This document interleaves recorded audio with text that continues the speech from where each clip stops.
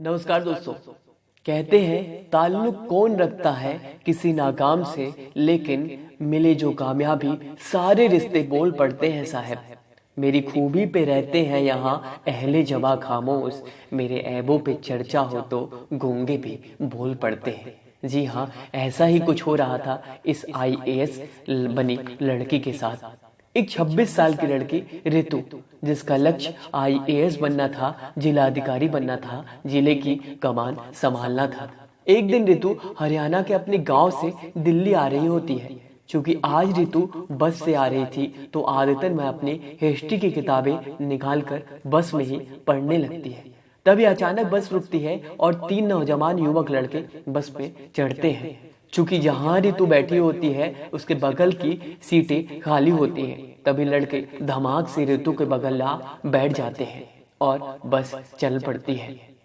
लड़के रितु के बगल में बैठे होते हैं, लेकिन रितु को इस बात का जरा भी इल्म नहीं था कि बस कहाँ रुकी, कौन आया और कहाँ बैठा। क्योंकि रितु तो अपने हिस्ट्री की किताबें पढ़ते पढ़ते हड़प्पा सभ्यता में खो गई होती है।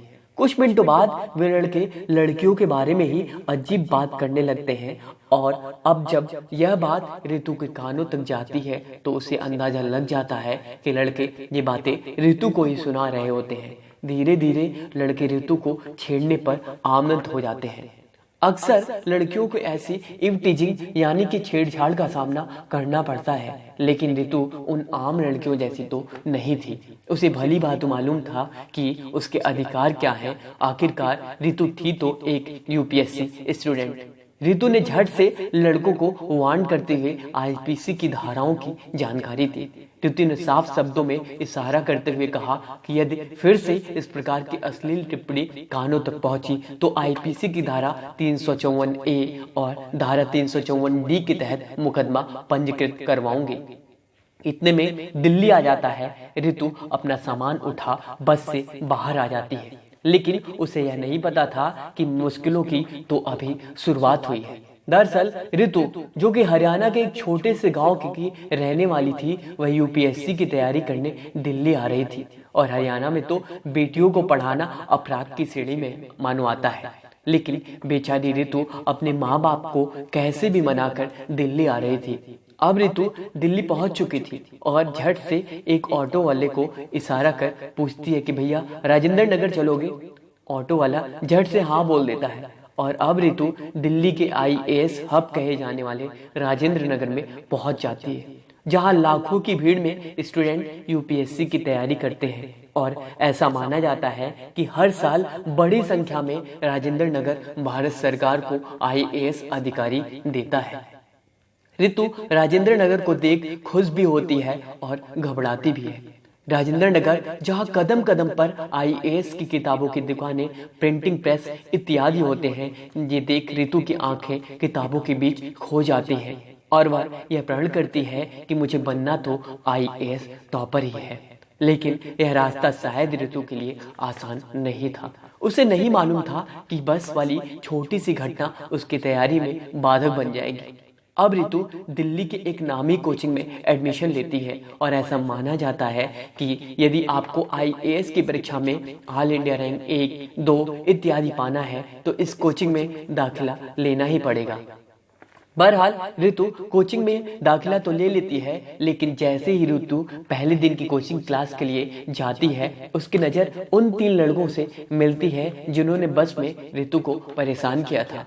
उन्हें देख रितु थोड़ा असहज और असामान्य महसूस तो करती है, लेकिन अगले ही पल अपना ध्यान हटाते हुए क्लास पर फोकस करने लगती है। दरअसल वो तीनों लड़के जिन्होंने रितु को छेड़ा था, वे भी यूपीएससी की तैयारी करने वाले ही थे और रितु को हिस्ट्री की किताबें पढ़ बस में पढ़ता हुआ देख अलग अंदाज में उसे छेड़ने की कोशिश कर रहे थे।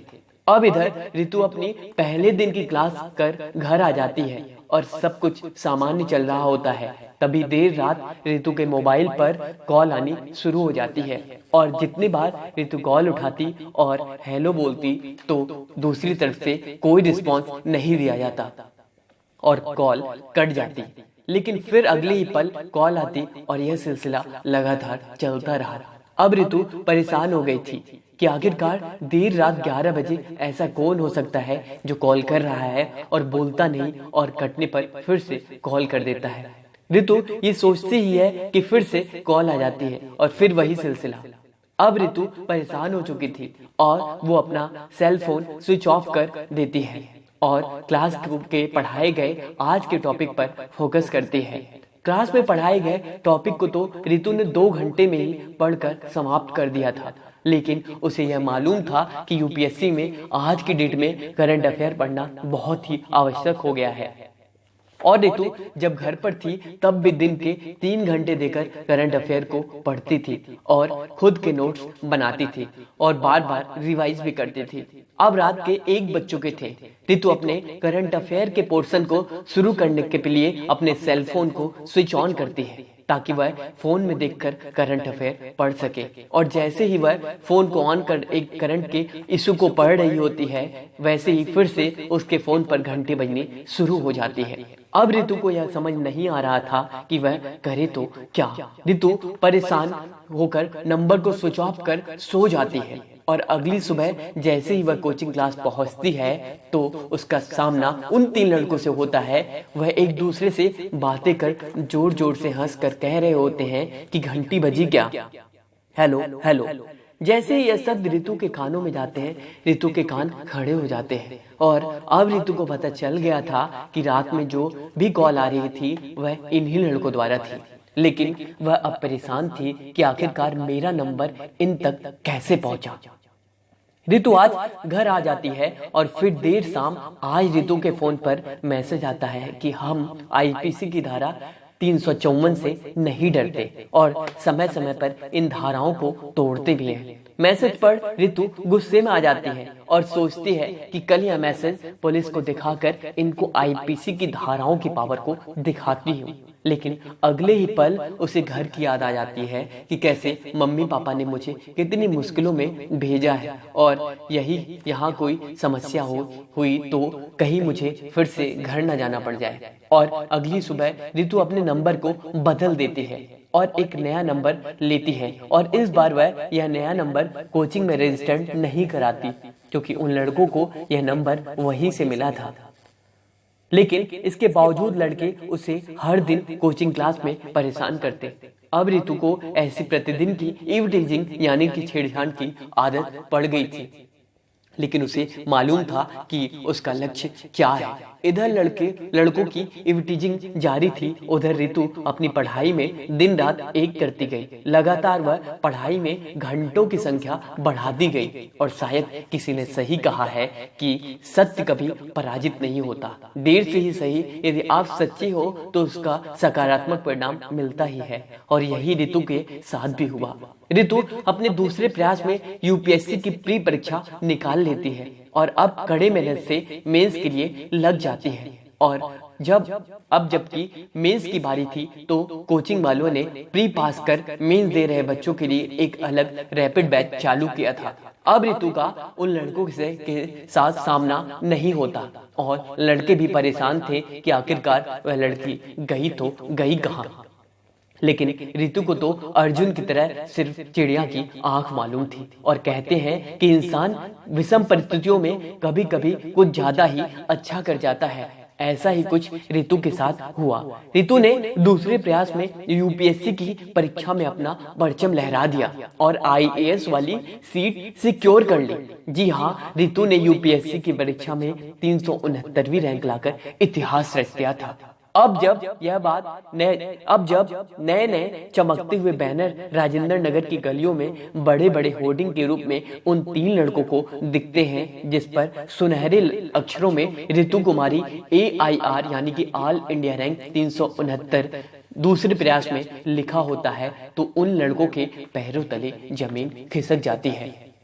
जी हाँ, उन लड़कों के पैरों तले जमीन खिसक जाती है। दोस्तों, ये बात एकदम 100% सही है कि कभी कभी इंसान विषम परिस्थितियों में बहुत अच्छा कर जाता है। आपने ऐसे अनेकों टॉपर्स को देखा होगा जो गरीबी ऐसे बहुत सी विषम परिस्थितियों में पैसे के अभाव में भी यूपीएससी में बेहतरीन रैंक लाकर पहले ही प्रयास में इतिहास रच देते हैं।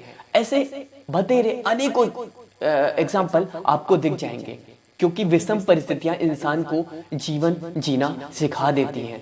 दोस्तों, कभी कभी होता है लोगों के पास बहुत से पैसे होते हैं लेकिन वो यूपीएससी क्रैक नहीं कर पाते। किताबों की जरूरत होती है तो तुरंत खरीदते हैं, लेकिन पढ़े तो कौन पढ़े। लेकिन ऐसे छात्र जो गरीबी में जिंदगी जीते हैं, जिन्हें एक एक किताब, एक एक रुपए की वैल्यू का पता होता है, वो उन किताबों को तुरंत उनको बारीकी से पढ़ते हैं और उनकी महत्वता को समझकर यूपीएससी पास कर लेते हैं। दोस्तों, यदि आप हमें अभी तक सुन रहे हैं तो प्लीज आज से ही दिल लगाकर पढ़ना शुरू कर दें। यूपीएससी एक छोटा एग्जाम नहीं है, एक बहुत बड़ा एग्जाम है और बहुत लंबी प्रक्रिया है। एक एक दिन की मेहनत बनकर आपका अंतिम परिणाम देता है। तो दोस्तों, आशा करता हूँ आपको इस वीडियो से बहुत कुछ सीखने को मिला होगा। वीडियो से सीखने को मिला तो इस वीडियो को अधिक से अधिक शेयर करें, और यदि आप हमें अभी तक सुन रहे हैं तो प्लीज कमेंट करें कि आपकी क्या राय है इसको लेकर, और लाइक करें और अधिक से अधिक शेयर करें। चलिए, तब तक के लिए धन्यवाद। शेयर करें।